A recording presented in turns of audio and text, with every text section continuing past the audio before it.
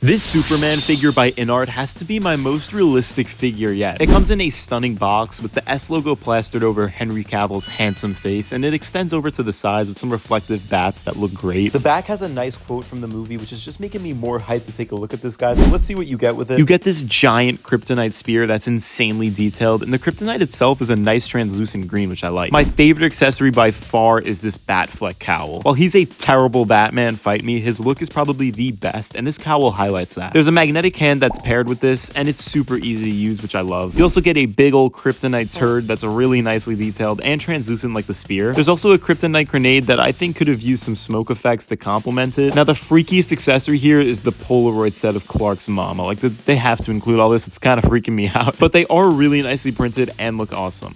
Still creepy though. You of course get a ton of hands, and I love when figures include a nice amount of hands. It keeps the posing feeling fresh, and this figure is no stranger to that. You get all the hands you would possibly need. I also love the addition of the wired cape. It's an absolute must for caped characters, and it takes posing to the next level, so thank you INART for that. I'll show you that in the figure later. And finally, of course, you get the magnetic base. It has an awesome diorama effect, and of course, it excludes any ugly stands with the use of the magnets at the bottom, which are adjustable to your liking. My favorite part of this base is how you access the flight pose display options. You get this clear rod and insert this piece into the figure's back by unzipping him in the least sexual way possible, and it looks so clean. And this is actually a great segue into taking a look at the actual figure. The first thing that stands out to me is the chrome body underneath. It looks flawless and really sells the look. But of course, what sells the look the most is the head sculpts. You get two, and they have some incredible likeness. The standard one has a more stoic impression, and while opinions are mixed on this one, I happen to really like it. But my favorite is definitely this laser eye one. The details on the eyes are crazy, and the expression is great. There's even a little rooted curl, which I find really funny. Of course, both of these head sculpts have rolling eyeballs, and it adds a whole new layer to posing. All the suit details on this guy look great, the symbol stands out, and all the surrounding details complement it extremely well. The suit design is flawless in my eyes, and I can't find one complaint. The drape cape feels really premium and looks great in a neutral pose. It has some weight on it, so it drapes really nicely. To install the wired cape, you just slip these notches out of Soup's traps, and it's pretty easy to do. As for the articulation, the movement genuinely surprised me.